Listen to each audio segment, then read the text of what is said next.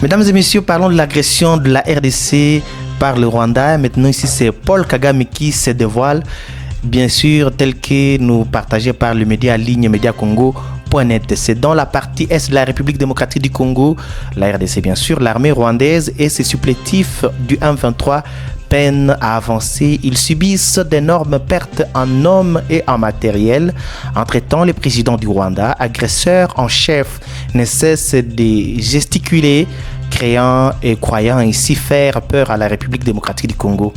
Se trompant d'époque, le sanguinaire Kagame rêve de conquérir des terres en RDC. L'éternel président vit certainement ces derniers instants. Voilà les lignes du média ligne Média Congo.net. On poursuit, on dit le président du Rwanda, le dictateur sanguinaire et expansionniste Paul Kagame est lassé de se voiler la face et opte désormais de tuer les Congolais à visage découvert sans vergogne. Le Rwandais Paul Kagame s'est dit prêt à faire la guerre à la République démocratique du Congo, la RDC, en cas de nécessité. Dans un entretien exclusif accordé à France 24, un média français, le président du Rwanda, Paul Kagame, affirme que son pays est prêt à entrer en guerre avec la République démocratique du Congo, la RDC bien sûr. Nous sommes prêts à nous battre, déclare-t-il. Nous n'avons peur de rien.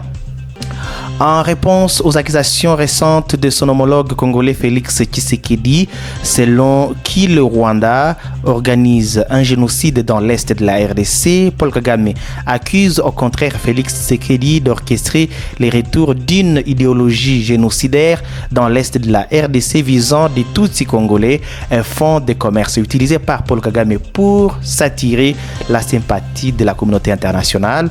Si vous accusez d'autres personnes de ce dont vous êtes coupable, c'est que quelque chose ne va pas dans votre tête, affirme le président du Rwanda. Tous ceux qui connaissent le président Kagame savent pertinemment, bien que toute déclaration faite par Paul Kagame au sujet de la République démocratique du Congo, la RDC, n'est que mensonge. Rien de véridique ne peut sortir du sanguinaire Paul Kagame lorsqu'il s'agit des questions liées à l'agression de la RDC par le Rwanda. En clair, les déclarations de Paul Kagame sont un aveu d'échec, vomi par la moitié de ses soutiens et se voyant à danger face à une République démocratique du Congo prête à en découdre avec un voisin qui n'a jamais été sincère.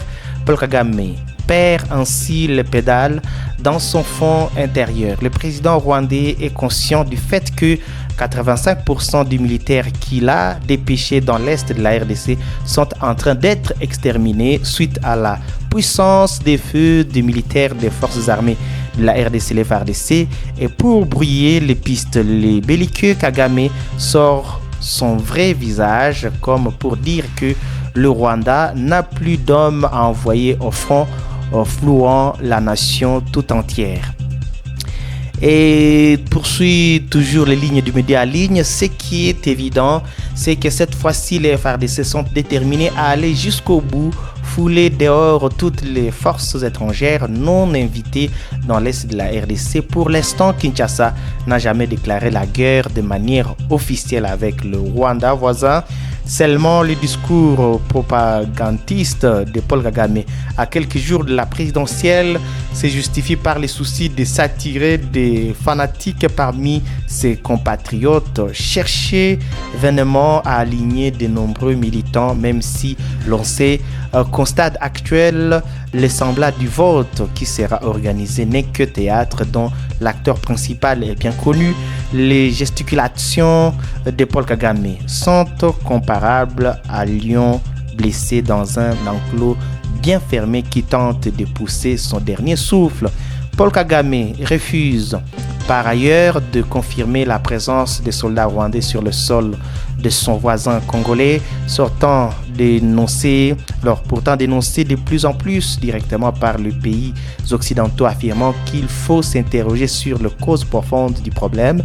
Enfin, le président rwandais, candidat à sa réélection pour un 4e mandat, ni que l'élection présidentielle prévue le 15 juillet soit verrouillée et jouée d'avance. Il réagit pour la première fois aux accusations des consortiums des médias selon qui il mène une campagne de répression et d'assassinat contre ses opposants au Rwanda et à l'étranger.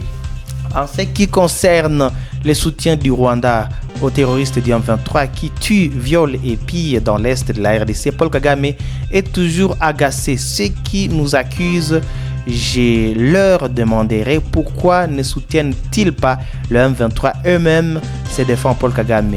Qui sont les M23 demande le président rwandais, selon lui, qui entre les lignes valise les revendications des rebelles. Ces derniers sont issus d'une communauté tutsi congolaise qui ne s'est jamais sentie en sécurité lors des dernières décennies, un prétexte que Kagame a toujours brandi.